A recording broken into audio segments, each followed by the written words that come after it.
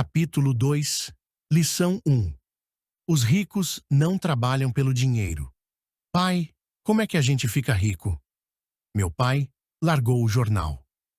Por que você quer ficar rico, filho? Porque a mãe do Jimmy chegou hoje num Cadillac novo e eles iam passar o fim de semana na praia. Ele chamou 3 amiguinhos, mas o Mike e eu não fomos convidados. Eles disseram que não chamavam a gente porque éramos garotos pobres. Falaram isso mesmo? Perguntou meu pai, incrédulo. Falaram mesmo, respondi magoado. Meu pai balançou a cabeça em silêncio, ajeitou os óculos e voltou para a leitura do jornal. Fiquei esperando a resposta. Era o ano de 1956. Eu tinha 9 anos. Por algum golpe de sorte, eu frequentava a mesma escola pública onde estudavam os filhos dos ricos. A cidade vivia especialmente em função das usinas de açúcar. Os gerentes das usinas e outras pessoas influentes da cidade, como médicos, proprietários de estabelecimentos comerciais e gerentes de bancos, matriculavam seus filhos nessa escola. Terminado o primeiro grau, estes iam, em geral, para colégios particulares. Eu fazia parte desta escola porque minha família morava num lado da rua. Se morasse do outro lado, eu teria ido para uma escola diferente, e meus colegas seriam de famílias mais parecidas com a minha. Concluído o primeiro grau, estes garotos e eu faríamos o segundo grau também em escolas públicas. Não havia colégios particulares para eles ou para mim. Meu pai finalmente largou o jornal. Senti que estava pensando. Filho, começou lentamente. Se você quiser ficar rico, você tem que aprender a ganhar dinheiro. E como ganho dinheiro? Perguntei. Use sua cabeça, filho, respondeu sorrindo. O que na verdade queria dizer, isso é tudo o que vou lhe dizer, ou, não sei a resposta, de modo que não me perturbe. Forma-se uma parceria. Na manhã seguinte, contei para meu melhor amigo, Mike, o que meu pai tinha falado. Tenho a impressão de que Mike e eu éramos os únicos garotos pobres da escola. Também Mike estava nesta escola por um golpe de sorte. Alguém tinha traçado aleatoriamente a linha divisória dos distritos escolares, e nós acabamos na escola dos garotos ricos. Não éramos pobres de verdade, mas sentíamos como se fôssemos porque os demais garotos tinham luvas de beisebol novas, bicicletas novas, tudo novo. Mãe e pai nos davam o básico, comida, teto e roupa. Mas isso era tudo. Meu pai costumava falar: se você quiser alguma coisa, trabalhe para obtê-la. Queríamos muitas coisas, mas não havia muito trabalho disponível para garotos de 9 anos. E então, como ganhamos dinheiro? Perguntou Mike. Não sei, respondi. Mas você quer ser meu sócio? Ele concordou, e naquele sábado de manhã, Mike se tornou meu primeiro sócio nos negócios. Gastamos toda a manhã imaginando formas de ganhar dinheiro. De vez em quando, falávamos dos caras legais que estavam se divertindo na casa de praia de Jimmy. Sentíamos uma certa mágoa, mas era uma mágoa boa, pois nos inspirou a ficar pensando em como ganhar dinheiro. Finalmente, nessa tarde, um lampejo surgiu em nossas mentes. Era uma ideia que Mike havia tirado de um livro de ciências que lera.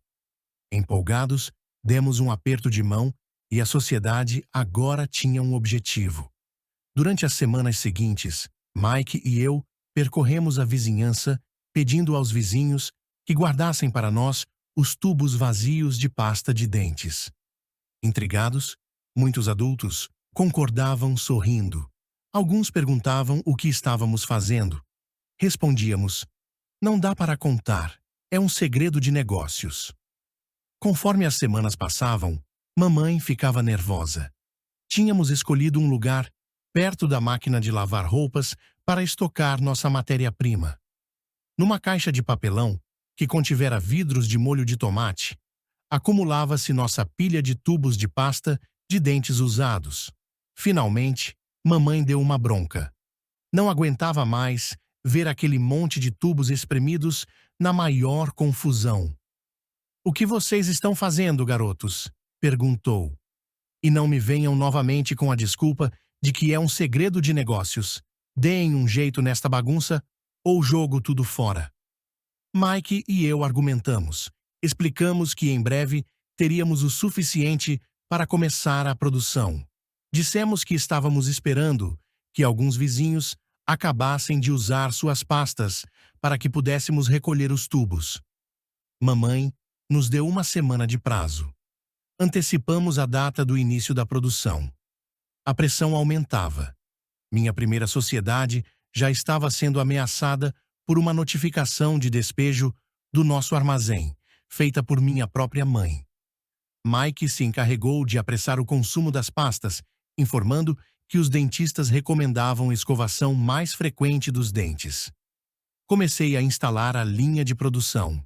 Um dia meu pai chegou em casa com um amigo para mostrar como os garotos operavam a linha de produção a todo vapor, perto da garagem. Por todo o lugar havia uma fina poeira branca. Numa mesa comprida se alinhavam embalagens de leite trazidas da escola, e no forno japonês da família, as brasas do carvão brilhavam gerando o máximo de calor. Papai caminhava com cuidado. O carro fora estacionado próximo ao portão da rua, porque a linha de produção estava na frente da porta da garagem. Quando ele e seu amigo se aproximaram, viram uma vasilha de aço em cima das brasas, e dentro dela, os tubos de pasta de dentes derretiam. Naquela época, não havia tubos de pasta de dentes de plástico. Eles eram de chumbo. Por isso, depois que a pintura queimava, os tubos dentro da vasilha derretiam até ficarem líquidos. Com a ajuda do pegador de panela da mamãe, nós despejávamos o chumbo derretido através de um pequeno furo nas embalagens de leite, que estavam recheadas de gesso. O pó branco do gesso, que ainda não fora misturado à água, estava por toda parte. Com a pressa, tínhamos derrubado o saco de gesso, e parecia que toda a área fora atingida por uma nevasca. As embalagens de leite vazias serviam para fazer moldes de gesso. Meu pai e seu amigo nos observavam enquanto vertíamos o chumbo derretido num pequeno buraco no topo de um cubo de gesso. "Cuidado", disse meu pai. Fiz que sim com a cabeça, sem olhar para cima. Quando terminei de colocar o chumbo derretido, larguei a vasilha e sorri para meu pai. "O que vocês estão fazendo?" perguntou com um sorriso cauteloso. "Estamos fazendo o que você me mandou fazer. Estamos nos tornando ricos", respondi. "Somos sócios", disse Mike sorrindo e balançando a cabeça. "E o que há nesses moldes de gesso?" perguntou papai. "Veja", falei. "Esta vai ser uma boa fornada." Com um pequeno martelo, bati no selo que dividia o cubo em dois. Com cuidado, puxei a parte de cima do molde de gesso e uma moedinha de chumbo caiu. "Minha nossa", falou papai, "vocês estão cunhando moedinhas de chumbo." "Certo", falou Mike. "Estamos fazendo o que o senhor disse. Estamos fazendo 8 dinheiro." O amigo de meu pai se virou e caiu na gargalhada. Meu pai sorriu e balançou a cabeça. À sua frente estavam, além do fogo e da caixa de tubos de pasta de dentes vazios, 2 garotos cobertos por uma poeira branca rindo de orelha a orelha. Meu pai pediu que largássemos tudo e nos sentássemos com ele no degrau da frente de casa. Sorrindo, nos explicou carinhosamente o que significava a palavra falsificação. Nossos sonhos estavam desfeitos. "Você quer dizer que isto é ilegal?" perguntou Mike com um soluço na voz. "Deixe eles", disse o amigo de meu pai. "Eles podem estar desenvolvendo um talento natural." Meu pai olhou para ele furioso. "Sim, é ilegal", falou papai calmamente. "Mas vocês demonstraram muita criatividade e ideias originais. Continuem. Estou orgulhoso de vocês." Desapontados, Mike e eu ficamos sentados uns 20 minutos antes de começarmos a arrumar a bagunça. O negócio fora encerrado no próprio dia da inauguração. Varrendo a poeira, olhei para Mike e falei: acho que Jimmy e os amigos dele estavam certos. Somos pobres. Quando falei isso, meu pai já estava saindo. Garotos, falou, vocês só serão pobres se desistirem. O mais importante é que fizeram alguma coisa. Muitas pessoas falam e sonham em ficar ricas. Vocês fizeram alguma coisa. Estou muito orgulhoso de vocês. Repito, continuem. Não desistam. Mike e eu ficamos quietos, calados. Eram palavras simpáticas, mas nós ainda não sabíamos o que fazer. Então por que você não é rico, papai? Perguntei. Porque resolvi ser professor. Os professores não estão muito preocupados em ficar ricos. Nós gostamos de ensinar. Gostaria de poder ajudar vocês, mas na verdade não sei como ganhar dinheiro. Mike e eu voltamos à arrumação. Falou meu pai. Se vocês querem aprender como enriquecer, não perguntem para mim. Falem com seu pai, Mike. Meu pai? Perguntou Mike surpreso. Sim, seu pai, repetiu papai com um sorriso. Seu pai e eu temos conta no mesmo banco e o gerente está encantado com seu pai. Ele me disse várias vezes que seu pai é brilhante quando se trata de ganhar dinheiro. Meu pai? Repetiu Mike, incrédulo. Então, por que não temos uma casa bonita? Um carrão como os garotos ricos da escola? Um carrão e uma casa bonita não querem necessariamente dizer que você é rico ou que tem muito dinheiro, respondeu papai. O pai de Jimmy trabalha na usina. Ele não é muito diferente de mim. Ele trabalha para uma empresa e eu trabalho para o governo. A empresa compra o carro para ele. Se a usina tiver problemas financeiros, o pai de Jimmy pode acabar sem nada. Seu pai é diferente, Mike. Ele parece estar construindo um império e desconfio que em alguns anos ele será um homem muito rico. Ao ouvir isso, Mike e eu nos empolgamos novamente. Mais dispostos, limpamos a confusão provocada por nosso defunto negócio. Enquanto limpávamos, fazíamos planos sobre quando e onde falar com o pai de Mike. O problema é que o pai de Mike trabalhava muito e, às vezes, chegava muito tarde em casa. Ele era dono de armazéns, de uma empresa de construção, de uma cadeia de lojas e de 3 restaurantes. Eram os restaurantes que o faziam voltar para casa tarde. Acabada a limpeza, Mike se despediu. Ele iria falar com seu pai à noite e perguntar se este queria nos ensinar a ficar ricos. Mike prometeu me ligar assim que tivesse uma resposta, mesmo que fosse tarde. Às 20h30, tocou o telefone. Ok, falei. Sábado que vem, e desliguei. O pai de Mike concordara em conversar conosco. Às 7h30 de sábado, peguei o ônibus para o lado pobre da cidade. Começam as lições, vou pagar a vocês 10 centavos por hora. Mesmo pelos padrões de remuneração vigentes em 1956, era pouco. Michael e eu encontramos seu pai às 8 daquela manhã. Ele estava ocupado e trabalhando há mais de 1 hora. Seu supervisor de construções já estava saindo na caminhonete quando entrei naquele lar simples, pequeno, arrumado. Mike me esperava na porta. Papai está no telefone. E ele falou para esperar na varanda dos fundos, disse Mike ao abrir a porta. O antigo assoalho de madeira chiou quando passei pela soleira da velha casa. Do lado de fora, havia um capacho simples, escondendo os muitos anos de uso e os incontáveis passos que suportara. Apesar de limpo, precisava ser substituído. Quando entrei na sala estreita, senti claustrofobia. O cômodo estava mobiliado com móveis que hoje seriam objeto de colecionadores. 2 mulheres estavam sentadas no sofá. Eram um pouco mais velhas do que a minha mãe.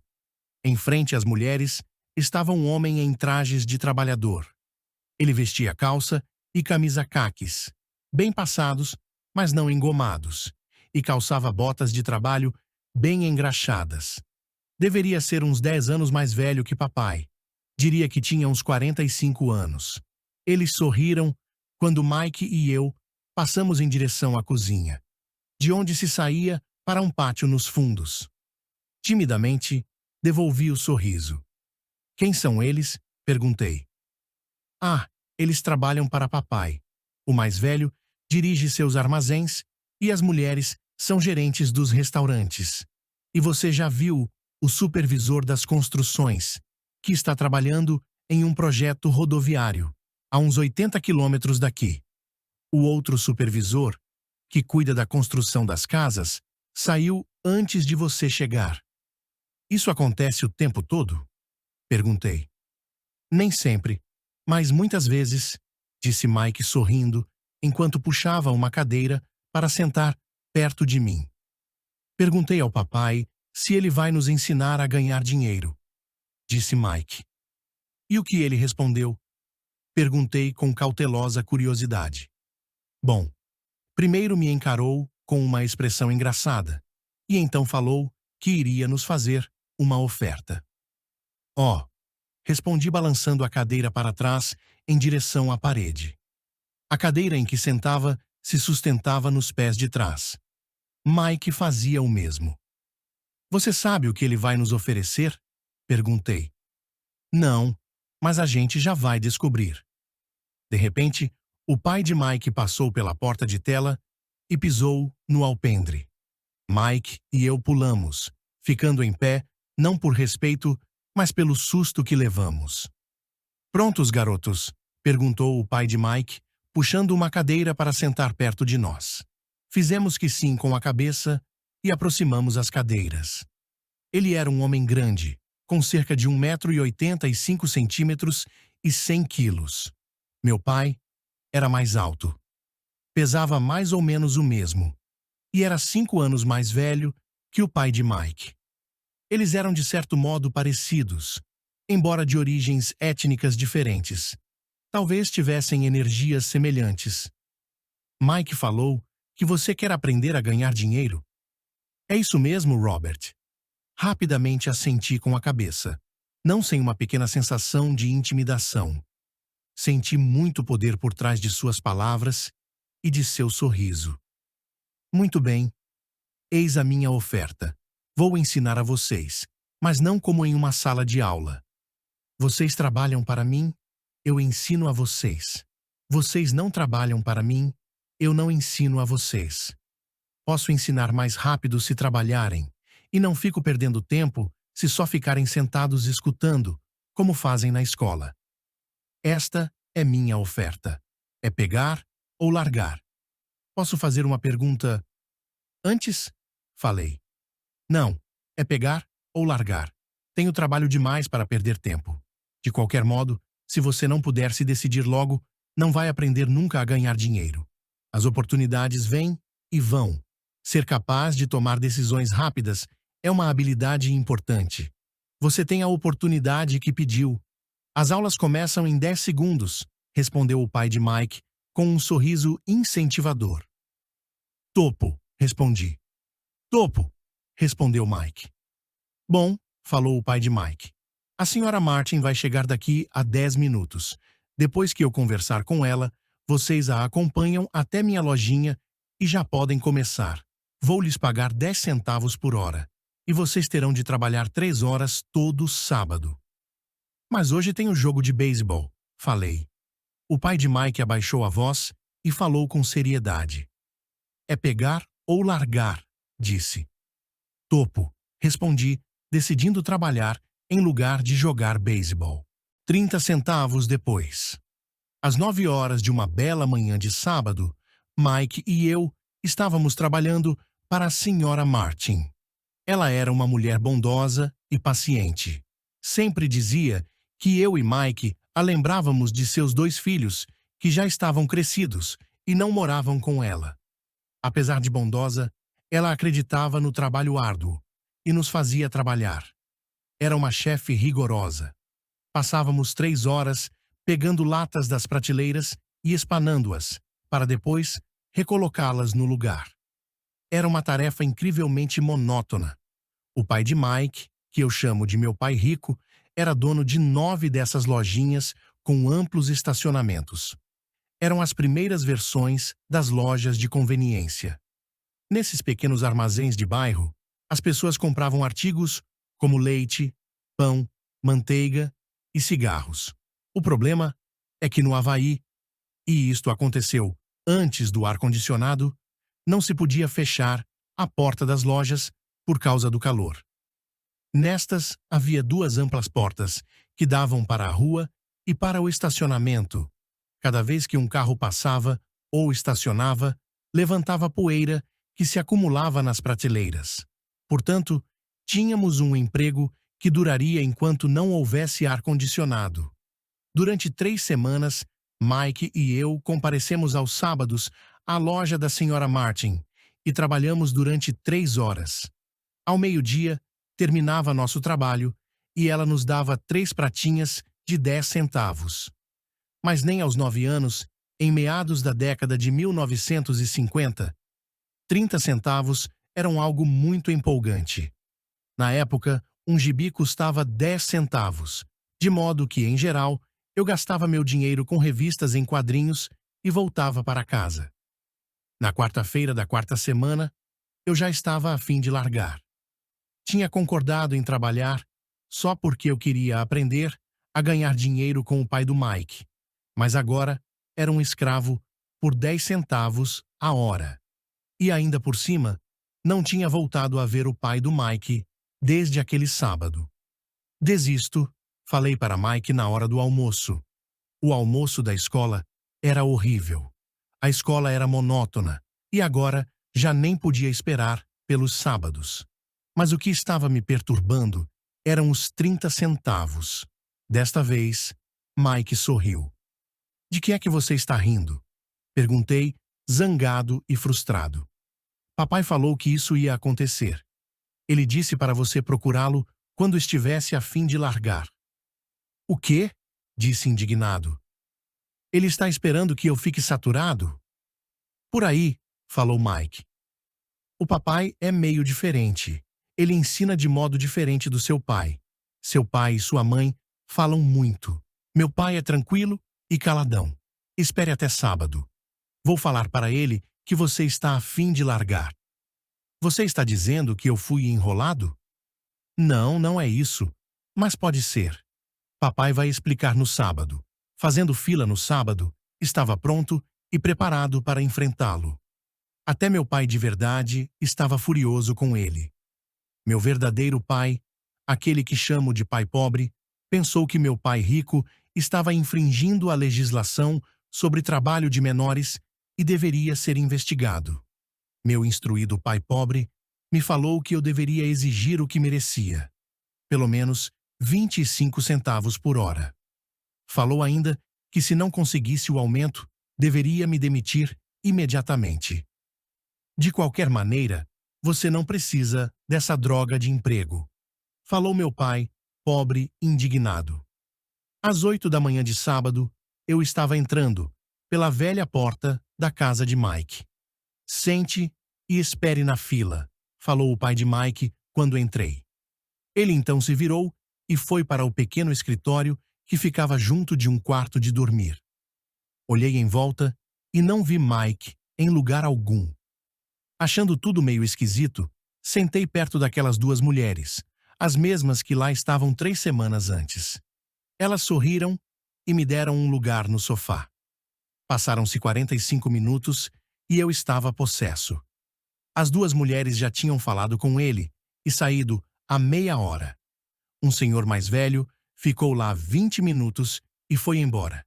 A casa estava vazia e eu sentado na sala antiquada, escura, numa bela manhã do Havaí, esperando para falar com um avarento explorador de menores. Podia ouvi-lo se movimentando no escritório, falando ao telefone e me ignorando. Queria sair dali, mas por alguma razão, fiquei. Finalmente, 15 minutos depois, exatamente às 9 horas, o pai rico apareceu, sem dizer palavra, e me fez sinal com a mão para entrar no modesto escritório. Parece que você está querendo um aumento ou vai largar, falou o pai rico, rodando a cadeira giratória. Bem, o senhor não está cumprindo sua parte do acordo, falei, quase em prantos. Para um garoto de 9 anos, era de fato apavorante confrontar um adulto. O senhor falou que se eu trabalhasse para o senhor ia me ensinar. Eu trabalhei. Dei duro. Larguei meus jogos de beisebol para trabalhar. E o senhor não cumpriu sua palavra. Não me ensinou nada. O senhor é um desonesto. Como todo mundo fala. O senhor é ganancioso. O senhor só quer todo o dinheiro e não se preocupa com seus empregados. O senhor me deixou esperando e não me respeita. Eu sou apenas um garoto e mereço ser tratado melhor. De sua cadeira giratória, as mãos no queixo, o pai rico me fitava. Parecia que estava me estudando. É, nada mal, falou. Em menos de um mês, você já se parece com a maioria dos meus empregados. O quê? Exclamei. Como não entendia o que ele estava falando. Continuei reclamando. Pensei que o senhor ia cumprir sua parte do acordo e me ensinar. Em lugar disso, o senhor quer me torturar? Isso é cruel. Muito cruel. Estou lhe ensinando, falou calmamente o pai rico. O que o senhor me ensinou? Nada, repliquei furioso. Nem falou comigo depois que eu aceitei trabalhar por uma merreca. 10 centavos por hora. Eu devia denunciar o senhor ao governo. Existem leis sobre o trabalho infantil, o senhor sabe disso. Meu pai trabalha para o governo. Uau! Disse pai rico. Agora você parece com a maioria das pessoas que trabalharam para mim. Pessoas que eu mandei embora ou que se demitiram. O que o senhor tem a me dizer? Questionei, sentindo-me muito corajoso para um moleque. O senhor mentiu para mim. Trabalhei e o senhor não manteve sua palavra. Não me ensinou nada. E como você sabe que não lhe ensinei nada? Perguntou calmamente pai rico. Bom, o senhor nunca falou comigo. Trabalhei 3 semanas e o senhor não me ensinou nada. Disse com cara de zangado. Ensinar quer dizer falar ou dar uma aula? Perguntou pai rico. Sim, lógico, respondi. É assim que a escola ensina. Ele disse sorrindo. Mas não é assim que a vida ensina você, e eu diria que a vida é o melhor dos mestres. Na maioria das vezes, a vida não fala com você. É mais como se ela lhe desse um empurrão. Cada empurrão é a vida dizendo: acorde, quero que aprenda alguma coisa. Do que este cara está falando? Pensei com meus botões. A vida me empurrando era a vida falando comigo? Agora tinha certeza que deveria largar o emprego. Eu estava falando com alguém que não regulava bem. Se você aprender as lições da vida, você vai se dar bem. Se não, a vida vai continuar dando trancos em você. Alguns apenas deixam a vida continuar batendo neles. Outros ficam zangados e batem de volta. Mas eles batem no patrão ou no emprego, no marido ou na mulher. Eles não sabem que é a vida que está batendo. Eu não tinha a menor ideia do que ele estava falando. A vida bate em todos nós. Alguns desistem, outros lutam. Alguns aprendem a lição e seguem em frente. Eles recebem satisfeitos os trancos da vida. Para estes, isto quer dizer que precisam e querem aprender alguma coisa. Eles aprendem e prosseguem em frente. A maioria desiste e uns poucos, como você, lutam. Pai rico ficou em pé e fechou a velha janela de madeira que precisava de conserto. Continuou. Se você aprender esta lição, você se tornará um jovem sábio, rico e feliz. Se você não aprender, passará a vida culpando um emprego, um baixo salário ou seu chefe pelos seus problemas. Passará sua vida esperando por um golpe de sorte que resolva seus problemas de dinheiro. Pai rico olhou para mim, a fim de verificar se eu ainda estava ouvindo. Seus olhos encontraram os meus.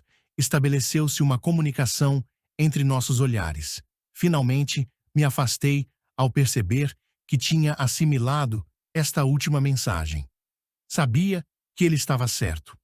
Eu o estava culpando. E eu tinha pedido para aprender. Eu estava lutando. Pai Rico continuou.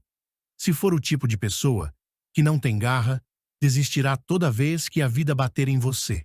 Se for uma pessoa assim, passará sua vida buscando segurança, fazendo as coisas certas, esperando por algo que nunca vai acontecer. E então, morrerá como um velho rabugento. Terá um monte de amigos que gostam de você, porque é um cara trabalhador.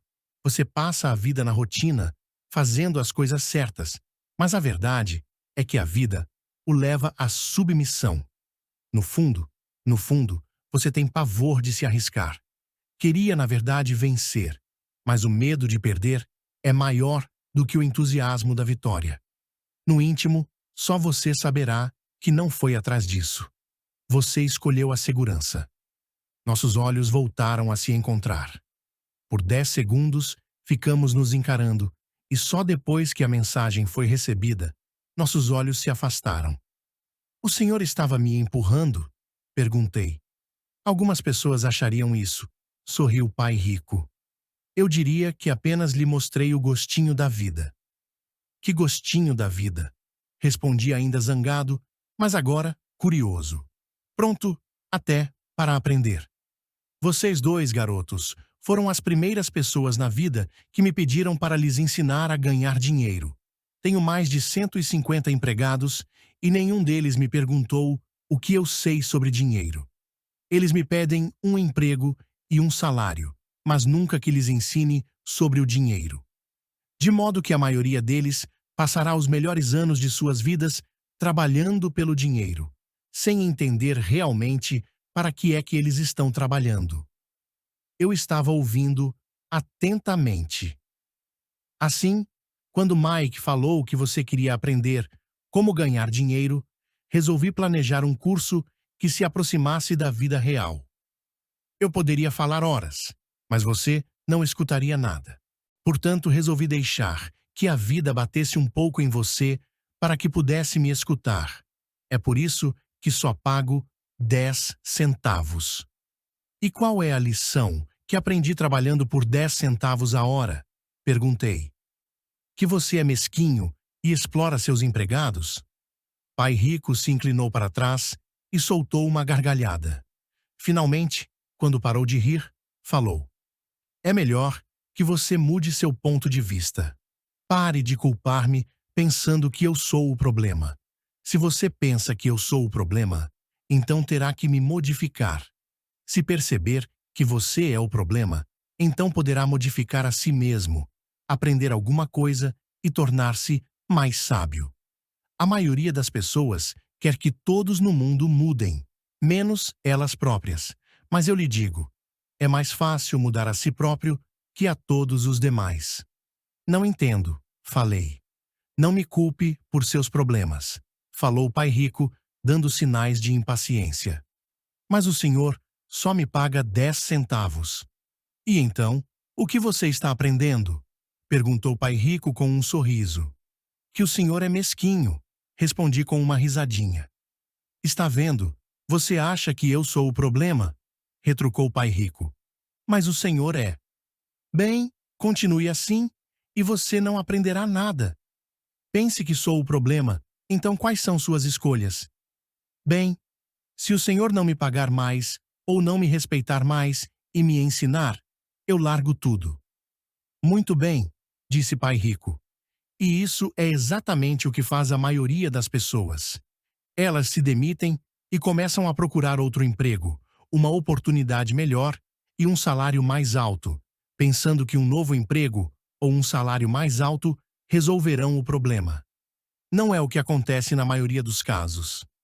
Então, o que resolve o problema? Perguntei. Pegar esses miseráveis 10 centavos por hora e sorrir? Pai Rico sorriu. Isso é o que fazem as outras pessoas. Apenas aceitam o pagamento sabendo que eles e suas famílias lutarão com dificuldades financeiras. Mas é tudo o que fazem, esperando um aumento na ilusão de que mais dinheiro resolverá o problema. A maioria se conforma, e alguns procuram um segundo emprego, trabalhando mais, mas continuam aceitando um contra-cheque ínfimo. Fiquei olhando para o chão, começando a entender a lição que Pai Rico estava apresentando. Podia sentir que tinha um gosto de vida. Finalmente, olhei para cima e repeti a pergunta.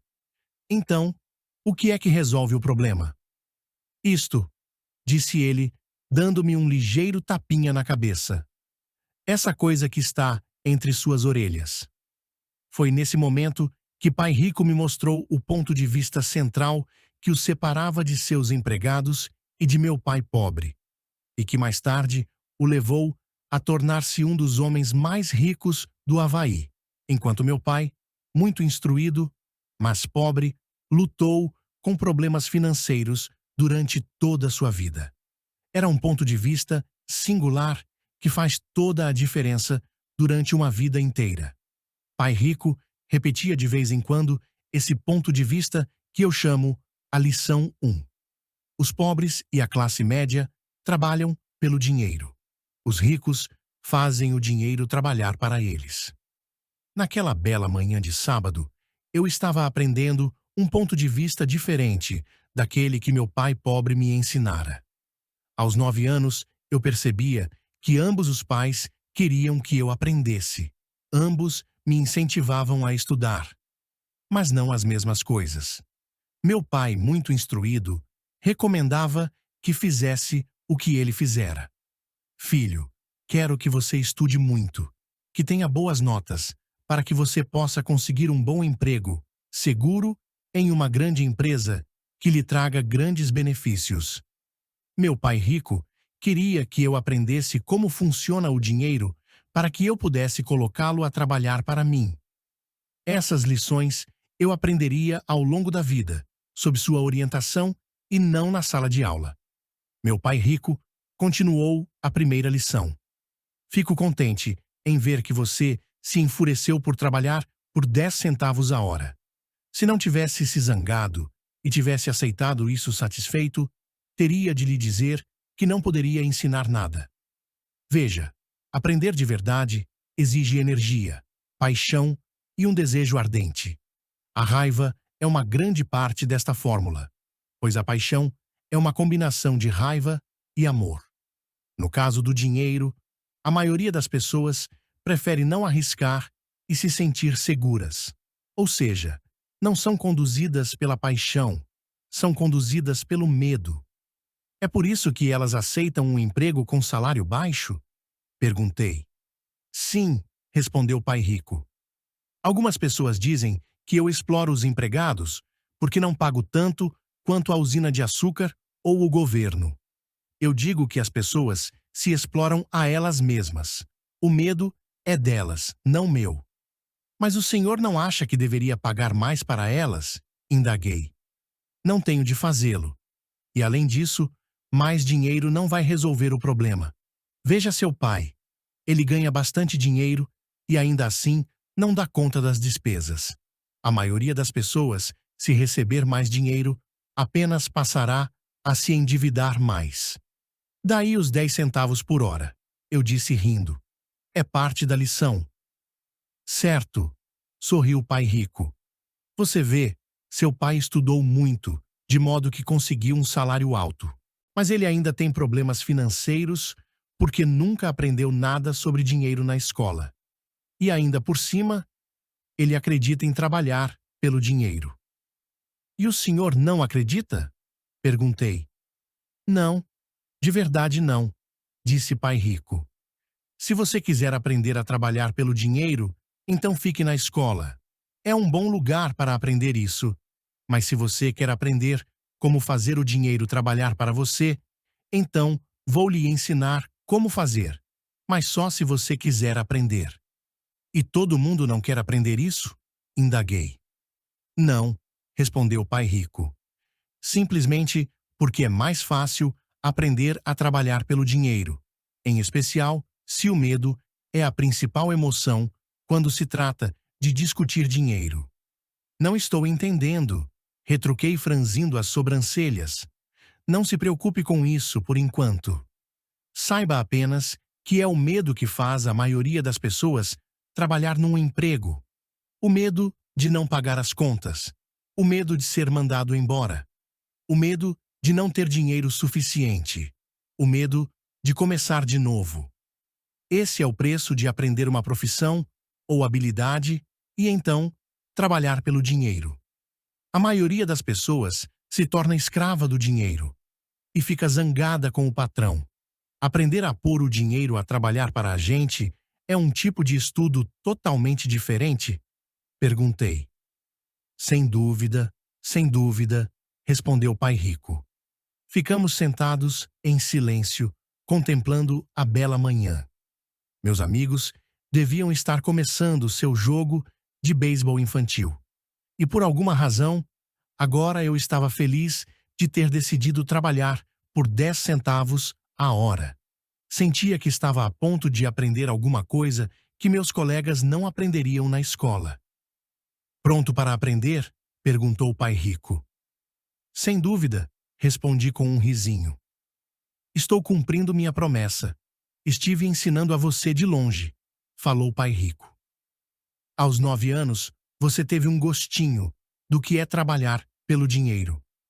Multiplique seu mês passado por 15 anos e você terá uma ideia do que muitas pessoas passam a vida fazendo.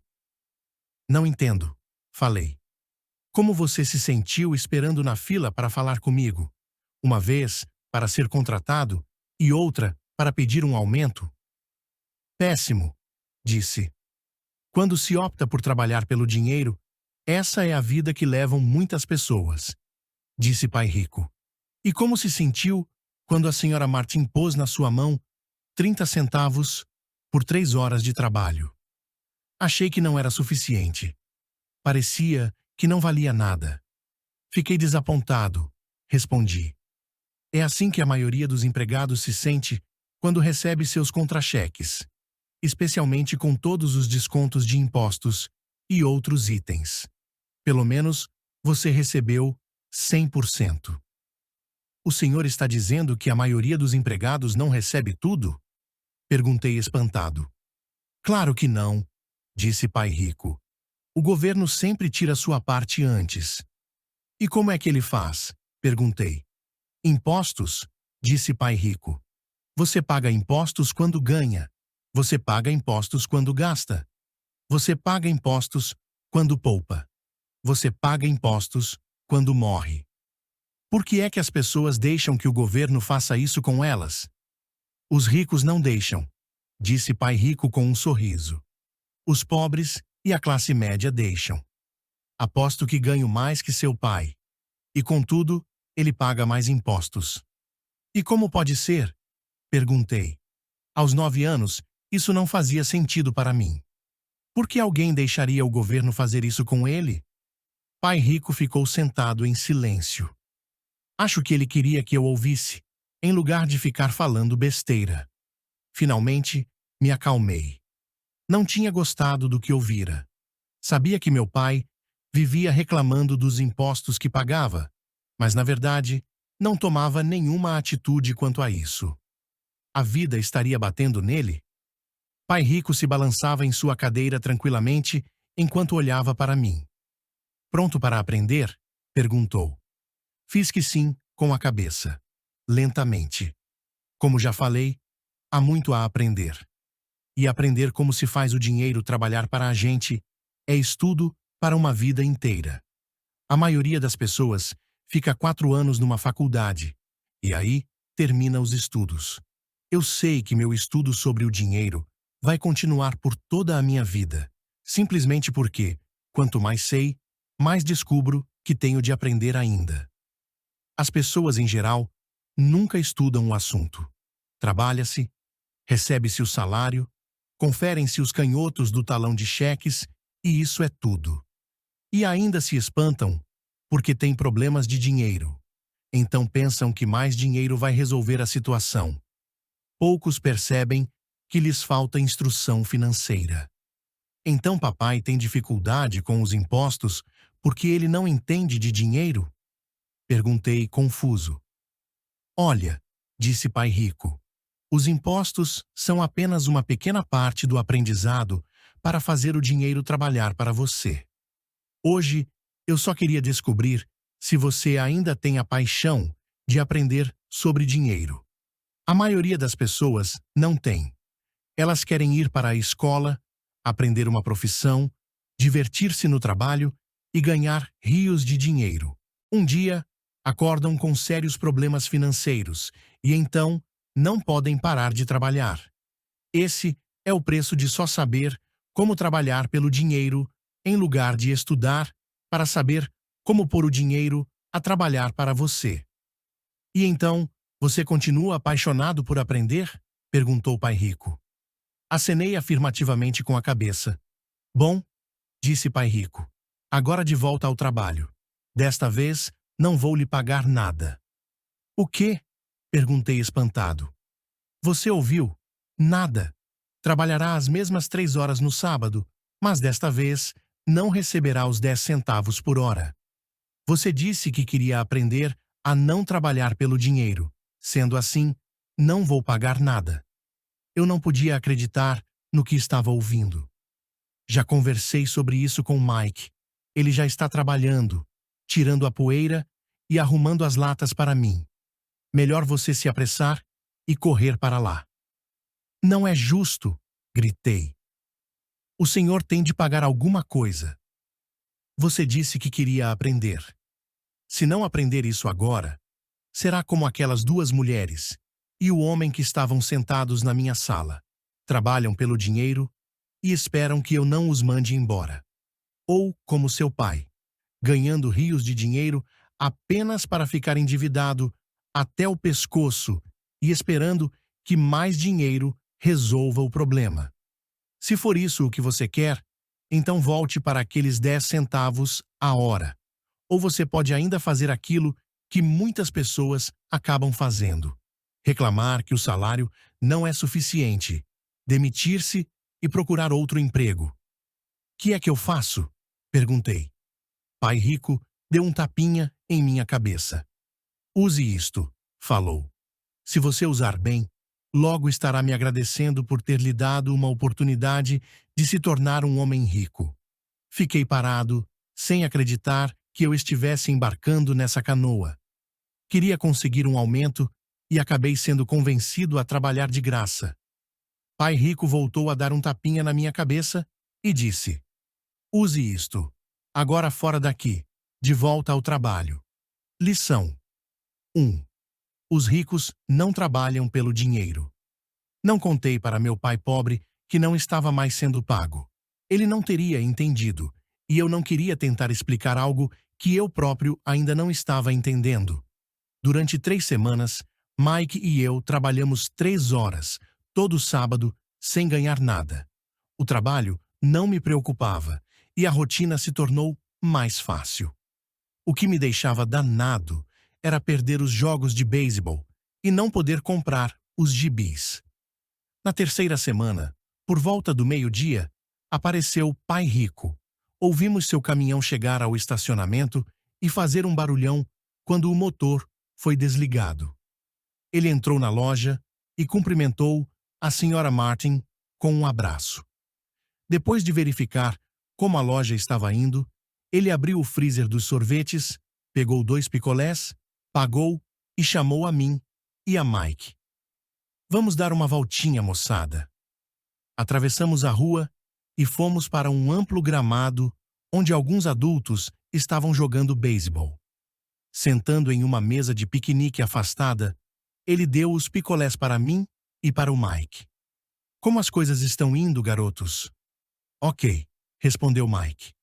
Concordei com ele. Aprenderam alguma coisa? Perguntou o pai rico. Mike e eu olhamos um para o outro.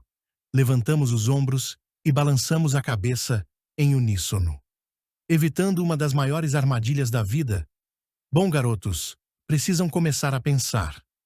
Vocês estão observando uma das maiores lições de vida. Se aprenderem a lição, terão uma vida de grande liberdade e segurança. Se não aprenderem, acabarão como a Sra. Martin e a maioria das pessoas que jogam beisebol aqui no parque. Elas trabalham muito, por um salário baixo, agarrando-se à ilusão da segurança no emprego, esperando pelas 3 semanas de férias anuais e pela reduzida aposentadoria depois de 45 anos de trabalho. Se isso os empolga, vou dar-lhes um aumento para 25 centavos a hora. Mas estas pessoas são boas e trabalhadoras. Por que o senhor está debochando delas? Indaguei. Pai Rico abriu um sorriso. A senhora Martin é como uma mãe para mim. Nunca seria tão cruel. Pode parecer que estou sendo desalmado porque estou tentando chamar a atenção de vocês dois para um fato que a maioria das pessoas não consegue ter a felicidade de enxergar. Graças a uma visão muito estreita, as pessoas não percebem em que armadilha caíram. Mike e eu ficamos sentados sem captar totalmente a mensagem.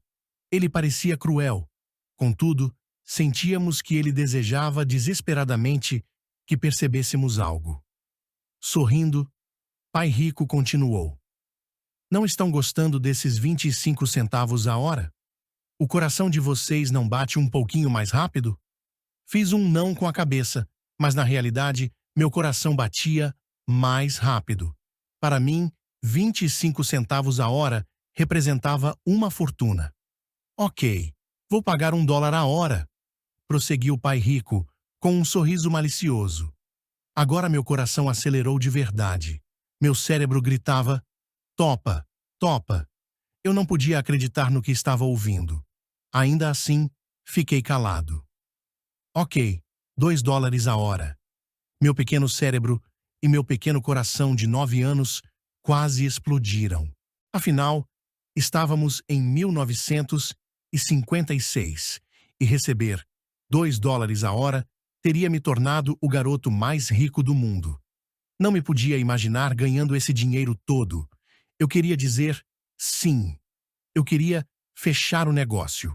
E podia ver a bicicleta nova, a luva de beisebol nova e a adoração de meus colegas quando eu mostrasse algum dinheiro. E ainda por cima, Jimmy e seus amigos ricos nunca poderiam voltar a me chamar de pobre. Mas consegui me manter em silêncio. Quem sabe tivesse torrado os miolos e queimado um fusível. Mas no fundo do coração, eu queria loucamente esses $2 a hora. O sorvete estava se derretendo e escorregando pela minha mão. As formigas se deliciavam com a pasta melada de baunilha e chocolate. Pai Rico olhava para 2 garotos que o olhavam de volta, embasbacados. Ele sabia que estava nos testando, e ele sabia que parte de nossas emoções queria topar a parada. Sabia que todo ser humano tem uma parte fraca e necessitada de suas almas, que pode ser comprada. E sabia que todo ser humano também tinha uma parte da alma que era forte e que jamais se deixaria comprar. A questão era saber qual prevaleceria. Ele tinha testado milhares de almas ao longo de sua vida. Ele testava almas toda vez que entrevistava um candidato a emprego. Ok, $5 a hora. De repente, fez-se um silêncio dentro de mim. Alguma coisa tinha mudado. A oferta era grande demais e se tornara ridícula. Nem muitos adultos ganhavam $5 por hora em 1956. A tentação se esvaiu e a calma se instalou. Lentamente, me virei para a esquerda para olhar Mike. Ele devolveu meu olhar. A parte de minha alma que era fraca e necessitada estava silenciada. A parte que não se vendia estava à frente. Então, uma calma e uma certeza sobre o dinheiro invadiram meu cérebro e minha alma. Sabia que Mike também chegara a esse ponto. Muito bem, disse Pai Rico suavemente. A maioria das pessoas tem um preço. E tem um preço por causa de 2 emoções humanas, o medo e a ambição. Primeiro, o medo de não ter dinheiro as leva a trabalhar arduamente, e quando recebem o contra-cheque, a ambição, ou o desejo, as leva a pensar nas coisas maravilhosas que podem ser compradas. Então, se define o padrão. Que padrão? Perguntei. Acordar, ir para o trabalho, pagar contas, acordar, ir para o trabalho, pagar contas. Suas vidas, então, são conduzidas sempre por duas emoções: medo e ambição. Ofereça-lhes mais dinheiro e elas continuarão o ciclo, aumentando também as despesas. É isso que chamo de corrida dos ratos. E há outro jeito? Perguntou Mike. Sim, disse Pai Rico, mas poucas pessoas o descobrem. E qual é esse jeito? Perguntou Mike. É o que espero que vocês descubram enquanto trabalham e estudam comigo. É por isso que acabei com todas as formas de pagamento. Alguma dica? Perguntou Mike. Estamos um pouco cansados de trabalhar muito, especialmente sem receber. Bem, o primeiro passo é falar a verdade, disse Pai Rico. Nós não mentimos, falei. Não disse que estavam mentindo. Disse para falar a verdade, retrucou Pai Rico. A verdade sobre o quê? Perguntei. Sobre como estão se sentindo, respondeu Pai Rico. Vocês não precisam falar para mais ninguém, só para vocês mesmos. O Senhor está dizendo que as pessoas que estão no parque, as pessoas que trabalham para o Senhor, a senhora Martim não fazem isso? Perguntei. Duvido, disse Pai Rico. Elas têm medo de ficar sem dinheiro. Em lugar de enfrentar o medo, elas reagem em vez de pensar. Elas reagem emocionalmente em lugar de usar suas cabeças, disse Pai Rico, batendo nas nossas cabeças. Então, elas se veem com alguns dólares na mão e, novamente, as emoções da alegria e do desejo e da ambição se apossam delas e, novamente, reagem em vez de pensar. São suas emoções que pensam por elas, falou Mike. Certo, falou Pai Rico. Em vez de falar a verdade sobre como se sentem, elas reagem a seus sentimentos e não pensam. Elas sentem o medo, vão para o trabalho, esperando que o trabalho acalme esse medo. Mas não é isso que acontece. Esse medo antigo as assombra. E elas voltam ao trabalho, esperando novamente que o dinheiro acalme seu medo. E, novamente, nada. O medo as leva a essa armadilha de trabalhar, ganhar dinheiro, trabalhar, ganhar dinheiro, esperando que o medo vá embora. Mas a cada dia, elas acordam. E o velho medo acorda com elas. Para milhões de pessoas, esse velho medo as mantém acordadas de noite, perturbando-as com ansiedade e preocupação. De modo que se levantam e vão para o trabalho, esperando que o contra-cheque mate esse medo que lhes rói a alma. O dinheiro conduz suas vidas e elas se recusam a aceitar essa verdade. O dinheiro controla suas emoções e, consequentemente, suas almas. Pai Rico ficou sentado, quieto, deixando que assimilássemos suas palavras. Mike e eu havíamos escutado o que ele disse, mas, na verdade, não entendemos o que ele falou. Eu só sabia que muitas vezes ficava pensando em por que os adultos corriam para o trabalho.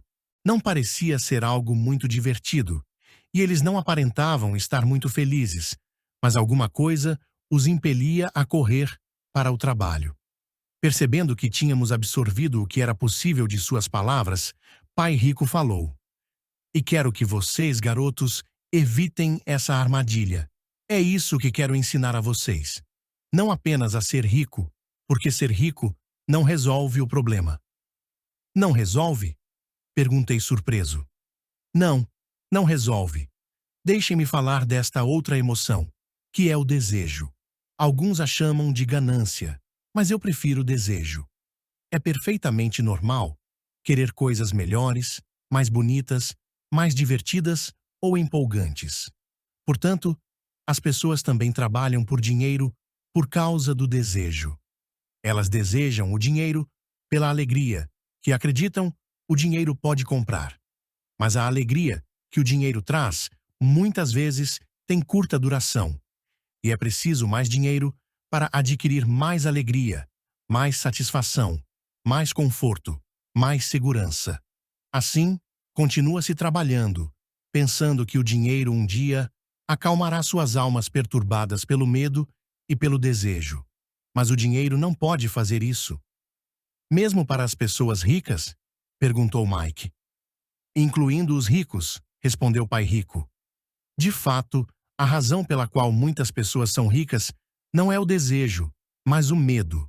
Elas pensam que o dinheiro pode acabar com seu medo de ficar sem dinheiro, de serem pobres, de modo que acumulam fortunas para descobrir que o medo fica pior. Agora, elas receiam perdê-lo. Tenho amigos que continuam trabalhando mesmo quando já têm muito. Sei de pessoas que têm milhões e estão mais apavoradas do que quando eram pobres. Estão aterrorizadas com a possibilidade de perder todo o seu dinheiro. Os medos que as levaram a se tornarem ricas ficam maiores.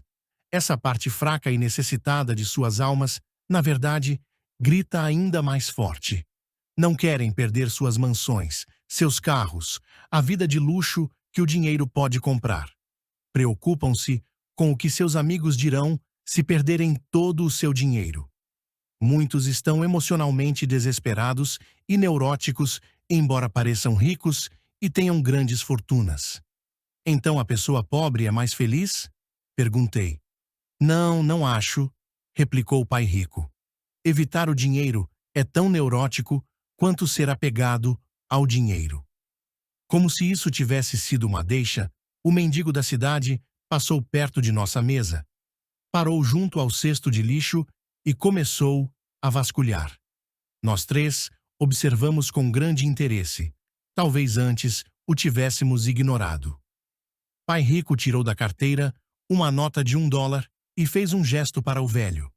Este, ao ver o dinheiro, se aproximou imediatamente, pegou a nota, agradeceu profusamente e saiu encantado com sua boa sorte. Ele não é muito diferente da maioria dos meus empregados, disse Pai Rico. Já encontrei tanta gente que fala, não estou interessado no dinheiro. Contudo, eles trabalham 8 horas por dia nos seus empregos. Isso é uma negação da verdade. Se não estão interessados no dinheiro, então por que é que trabalham? Esse tipo de pensamento é possivelmente mais neurótico do que o de uma pessoa que junta dinheiro. Enquanto eu estava ali sentado, ouvindo meu pai rico, minha mente recordava as inúmeras vezes em que meu próprio pai dizia: "Não estou interessado no dinheiro." Ele falava isso frequentemente. Também se justificava dizendo sempre: "Trabalho porque gosto do que faço." Então, o que temos de fazer? Perguntei. Não trabalhar pelo dinheiro até perder todos os resquícios de medo e ganância? Não, isso seria uma perda de tempo, falou o Pai Rico. As emoções são o que nos torna humanos. Elas nos tornam reais. A palavra emoção representa a energia em movimento. Seja sincero a respeito de suas emoções e use sua mente e suas emoções a seu favor, não contra você. Nossa! Exclamou Mike. Não se preocupe com o que acabei de falar. Daqui a alguns anos, você entenderá melhor. Observe suas emoções. Não reaja a elas. A maioria das pessoas não percebe que está pensando com suas emoções. Suas emoções são suas emoções, mas você precisa aprender a pensar por si próprio. O senhor poderia dar um exemplo? Pedi. Lógico, retrucou o Pai Rico. Quando uma pessoa fala, preciso procurar um emprego, o mais provável é que esteja pensando com uma emoção. O medo de não ter dinheiro é que gera esse pensamento. Mas as pessoas precisam de dinheiro se têm contas a pagar, falei.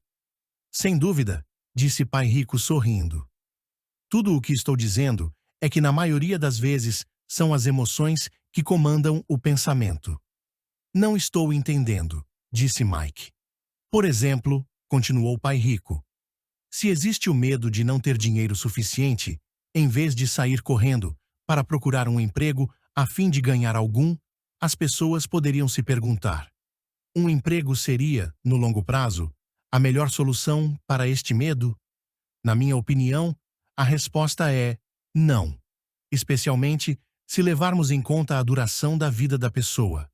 Um emprego é, na verdade, uma solução de curto prazo para um problema de longo prazo. Mas meu pai sempre fala: vá para a escola, Tire notas boas para que possa conseguir um emprego bom e seguro, disse eu, um pouco confuso.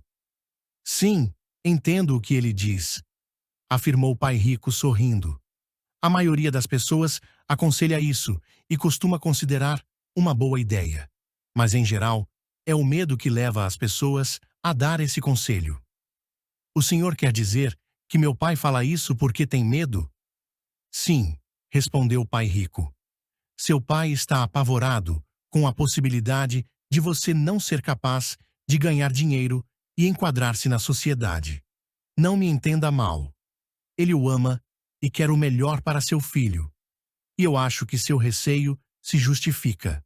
Instrução e emprego são coisas importantes, mas elas não resolvem a questão do medo. Veja, é esse mesmo medo que o faz levantar todas as manhãs para ganhar alguns dólares, e o que o leva a preocupar-se tanto com que você vá para a escola.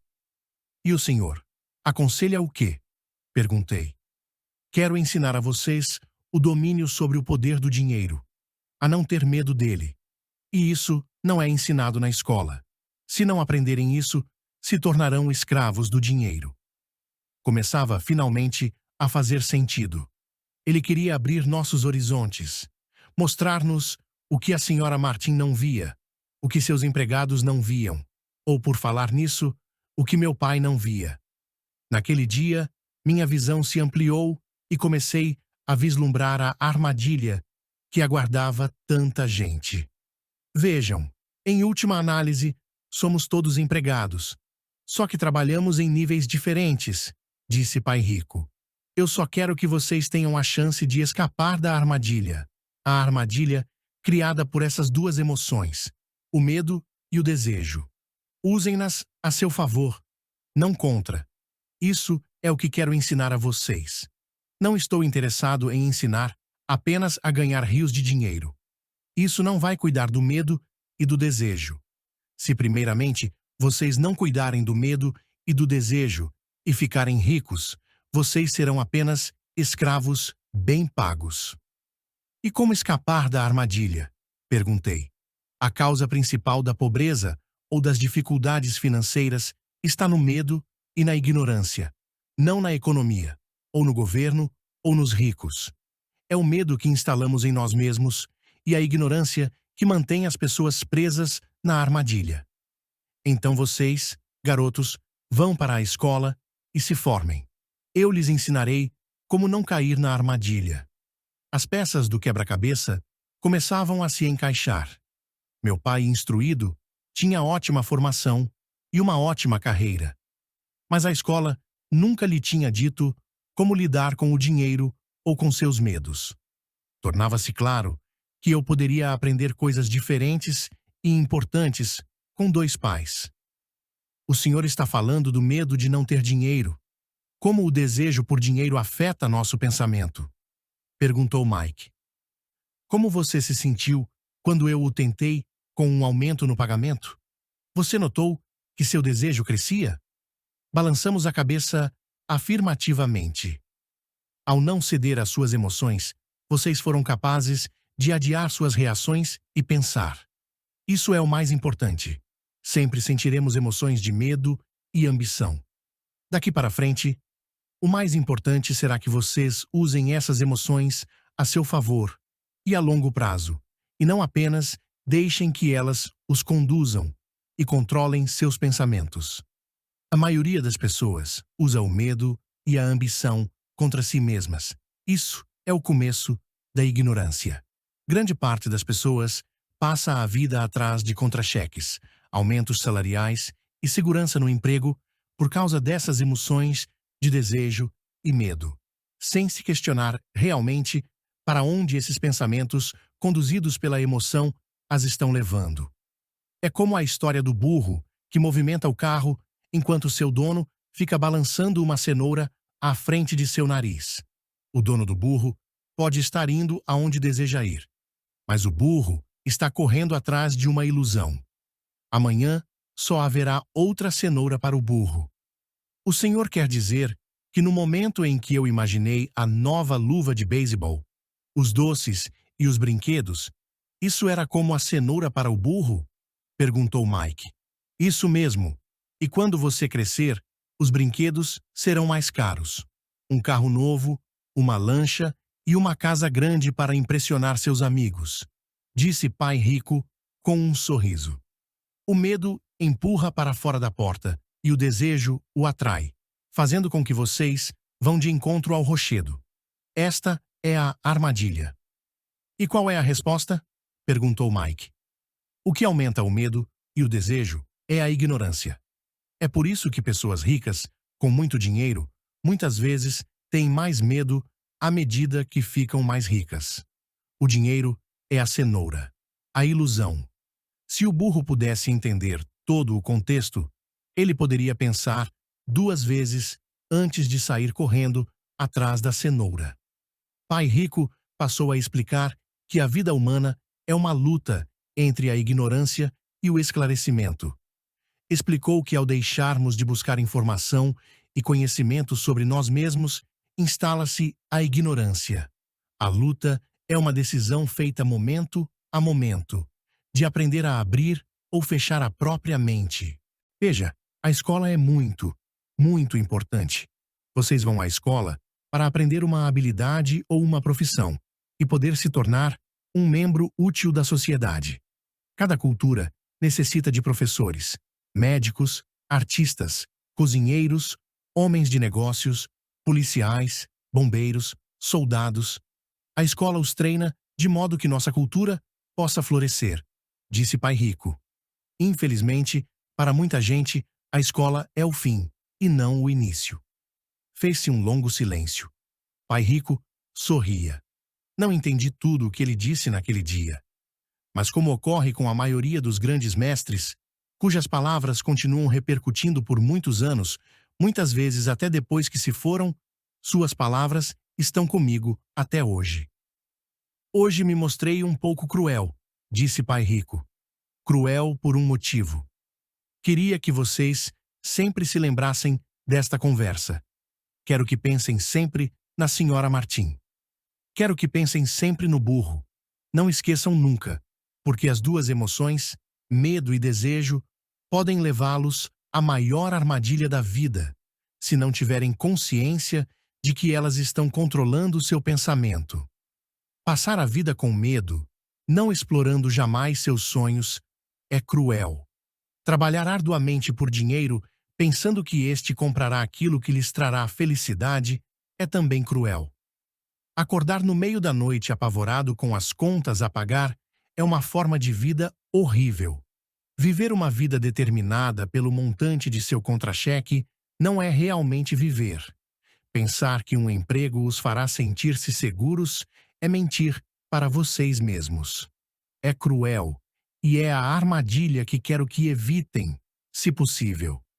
Vi como o dinheiro conduz a vida das pessoas. Não deixem que isso aconteça com vocês. Por favor, não deixem o dinheiro dominar suas vidas. Uma bola de beisebol rolou para nossa mesa. Pai Rico a pegou e a lançou de volta. O que a ignorância tem a ver com a ambição e o medo? Perguntei. É a ignorância sobre o dinheiro que causa tanta ambição e tanto medo, disse Pai Rico. Vou dar alguns exemplos. Um médico, querendo mais dinheiro para sustentar melhor sua família, aumenta o preço de suas consultas.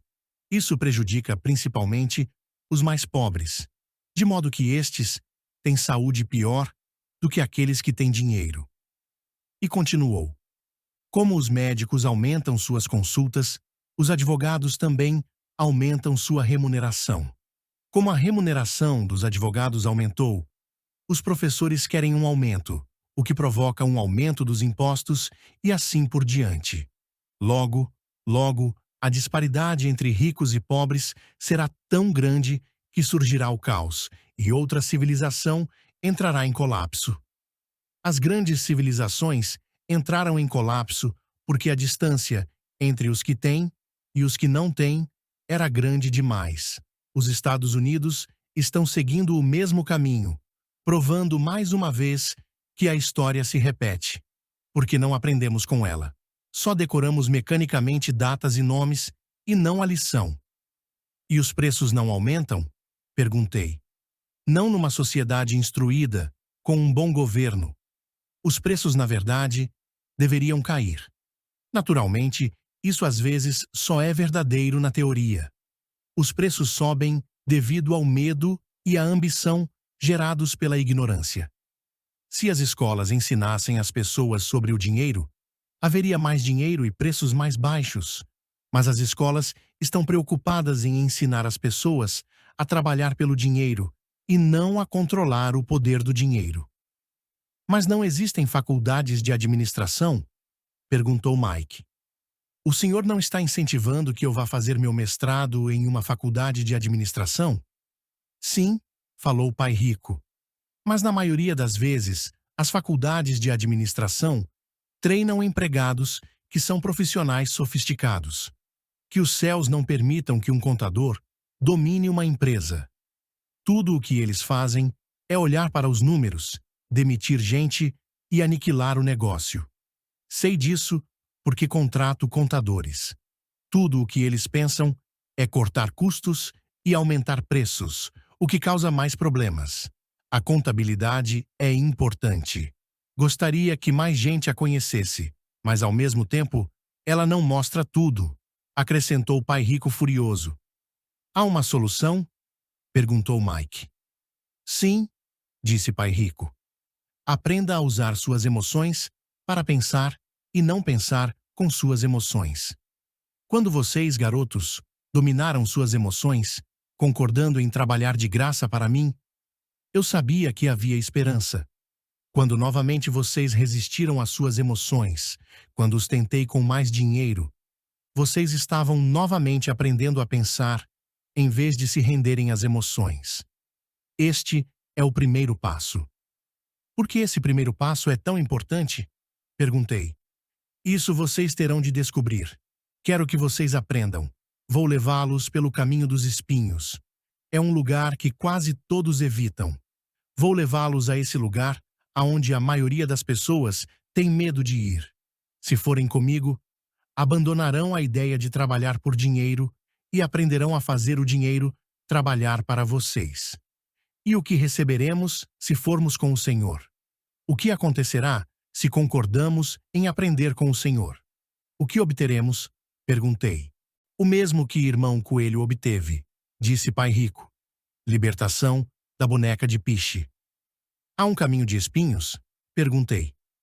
Sim, assentiu pai rico.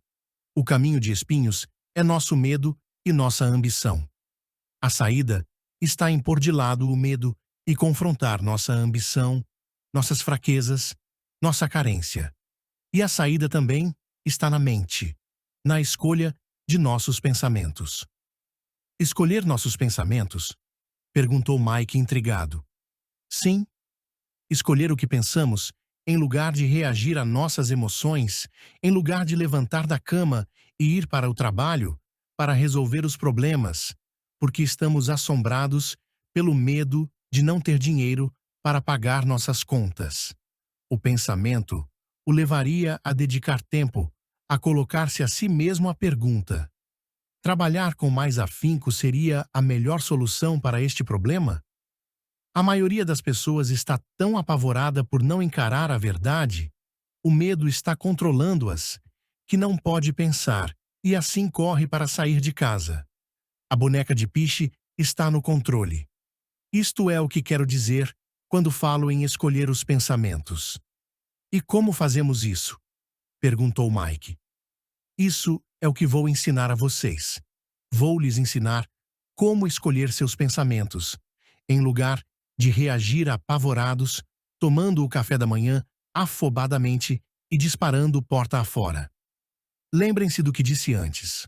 Um emprego é apenas uma solução de curto prazo para um problema de longo prazo. A maioria das pessoas só tem um problema em mente, e é de curto prazo. São as contas do fim do mês, a boneca de piche. O dinheiro passa a conduzir suas vidas. Ou melhor dizendo, o medo e a ignorância em relação ao dinheiro. Da mesma forma que faziam seus pais, elas acordam toda manhã e vão trabalhar por dinheiro. Não têm tempo de se perguntar se há outra maneira. Suas emoções estão no controle do seu pensamento, não a razão. O senhor pode distinguir o pensar com as emoções do pensar com a cabeça? Perguntou Mike. Sim, eu ouço isso o tempo todo, respondeu o pai rico. Ouço coisas como, bem, todo mundo tem de trabalhar. Ou, os ricos são desonestos. Ou, vou procurar outro emprego. Mereço esse aumento. Eles não vão me passar para trás. Ou, gosto deste emprego porque ele é seguro. Em lugar de perguntas como, o que é que eu estou perdendo aqui? O que interromperia o pensamento emocional e daria tempo de pensar com clareza. Devo admitir que estava recebendo uma grande lição. Saber quando alguém estava falando a partir de suas emoções ou de um pensamento claro. Era uma lição que me prestou bons serviços a vida toda. Especialmente quando era eu que estava falando a partir de uma reação e não de um pensamento claro. Enquanto caminhávamos de volta à loja, Pai Rico explicou que os ricos realmente faziam dinheiro. Eles não trabalhavam por ele. Ele continuou explicando que quando Mike e eu estávamos cunhando pratinhas de 5 centavos com chumbo, pensando que estávamos fazendo dinheiro, nós estávamos pensando quase como os ricos. O problema é que nós estávamos praticando um ato ilegal. Era legal quando o governo e os bancos faziam isso, mas não quando nós o fazíamos. Ele explicou que havia formas legais de fazer dinheiro e formas ilegais. Pai Rico continuou explicando que os ricos sabiam que o dinheiro era uma ilusão, como a cenoura para o burro. É em virtude do medo e da ambição que milhões de pessoas aceitam a ilusão de que o dinheiro é real. O dinheiro é uma ficção. Somente a ilusão de confiança e a ignorância das massas permitem que o castelo de cartas fique em pé. De fato, disse ele, de várias maneiras, a cenoura do burro é mais valiosa do que o dinheiro. Ele falou do padrão ouro que vigorava nos Estados Unidos e que, na verdade, cada nota de dólar era um certificado de prata. O que o preocupava é que algum dia o país pudesse abandonar o padrão ouro e os dólares deixassem de ser certificado de prata. O que aconteceria, garotos, seria uma grande confusão. Os pobres, a classe média e os ignorantes teriam suas vidas arruinadas simplesmente porque continuariam acreditando que o dinheiro é real e que a empresa para a qual trabalham, ou o governo, cuidaria deles. Naquele dia, não entendemos do que ele estava falando, mas com o correr dos anos, isso passou a fazer cada vez mais sentido. Vendo o que os outros não veem, ao entrar em sua caminhonete, no estacionamento da pequena loja de conveniência, ele disse: continuem trabalhando, garotos, mas quanto mais cedo vocês se esquecerem de que precisam de um contra-cheque, mais fácil se tornará sua vida adulta. Continuem usando seu cérebro, trabalhem de graça e logo sua mente lhes mostrará formas de ganhar muito mais dinheiro do que eu poderia lhes pagar. Vocês verão o que outras pessoas nunca percebem. Oportunidades que estão à frente de seu nariz. A maioria jamais enxerga essas oportunidades porque estão atrás de dinheiro e segurança, e é isso que elas recebem. No momento em que vislumbrarem uma oportunidade, vocês a reconhecerão pelo resto de suas vidas. Quando conseguirem isso, vou lhes ensinar outra coisa. Aprendam essa lição e evitarão uma das maiores armadilhas da vida. Vocês não tocarão nunca, jamais, nessa boneca de piche. Mike e eu pegamos nossas coisas na loja e nos despedimos da Sra. Martin. Voltamos ao parque, ao mesmo banco da área de piquenique, e passamos várias horas pensando e conversando. Passamos a semana seguinte na escola, pensando e conversando. Durante outras 2 semanas, pensamos, conversamos e trabalhamos de graça. No fim do segundo sábado, estava eu, outra vez, me despedindo da Sra. Martin e atirando um olhar sonhador para a estante das revistas em quadrinhos. O duro de não ganhar nem mesmo 30 centavos aos sábados era que eu não tinha dinheiro para comprar gibis. De repente, enquanto a senhora Martin se despedia de Mike e de mim, vi que ela estava fazendo algo que eu nunca a vira fazer antes. Ou melhor, vira, mas nunca prestar atenção. A senhora Martin estava arrancando a metade superior da capa do gibi. Ela guardava essa metade e jogava, numa caixa de papelão, o resto da revistinha. Quando perguntei o que estava fazendo com as revistinhas, ela falou: "Estou jogando fora. Devolvo a parte de cima da capa para o distribuidor das revistas, que me dá um crédito quando traz os novos gibis. Ele vai chegar daqui a 1 hora. Mike e eu esperamos 1 hora. Quando ele chegou, perguntei se podíamos ficar com os gibis velhos. Ele respondeu: "Vocês podem ficar se vocês trabalharem nesta loja e não os revenderem." Nossa parceria ressuscitou.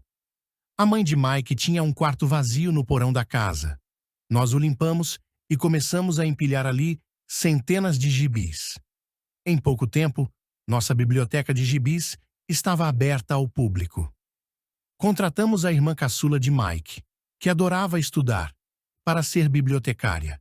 Ela cobrava de cada criança um ingresso de 10 centavos e a biblioteca permanecia aberta. Depois das aulas, das 14h30 às 16h30, todos os dias. Os frequentadores, as crianças da vizinhança, podiam ler quantos gibis conseguissem nessas 2 horas. Era uma pichincha, pois cada gibi custava 10 centavos e podiam-se ler 5 ou 6 nessas 2 horas. A irmã de Mike controlava a saída da garotada para assegurar-se de que ninguém estivesse levando uma revista emprestada. Ela também controlava os livros, registrava quantas crianças compareciam diariamente, quem eram elas e os comentários que faziam. Recebia $1 por semana e deixávamos que lesse de graça quantos gibis desejasse, o que ela fazia raramente, porque estava sempre estudando. Mike e eu mantivemos o acordo de trabalhar todo sábado na loja e arrecadávamos os gibis descartados. Mantivemos nosso acordo com o distribuidor, pois não revendíamos nenhum gibi. Quando eles ficavam muito rasgados, os queimávamos. Tentamos abrir uma filial, mas nunca encontramos alguém tão dedicado e confiável quanto a irmã do Mike, para cuidar dela. Nessa idade precoce, descobrimos como era difícil conseguir bons funcionários. 3 meses depois da inauguração da biblioteca, houve uma briga na sala.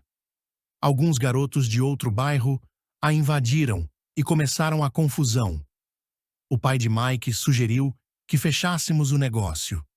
Nossa biblioteca deixou de existir e paramos de trabalhar aos sábados na loja de conveniência. De qualquer forma, Pai Rico estava entusiasmado e queria nos ensinar mais. Ele estava feliz porque tivemos muito êxito na primeira lição. Aprendemos a fazer o dinheiro trabalhar para nós. Como não tínhamos recebido pagamento pelo trabalho na loja, forçamos nossa imaginação identificando uma oportunidade de ganhar dinheiro. Ao começar nosso próprio negócio, a biblioteca de gibis, estávamos controlando nossas próprias finanças e não dependendo de um empregador. A melhor parte é que nosso negócio rendia dinheiro para nós, mesmo que nós não estivéssemos fisicamente presentes. Nosso dinheiro trabalhava para nós. Em lugar de nos pagar em dinheiro, Pai Rico tinha nos dado muito mais.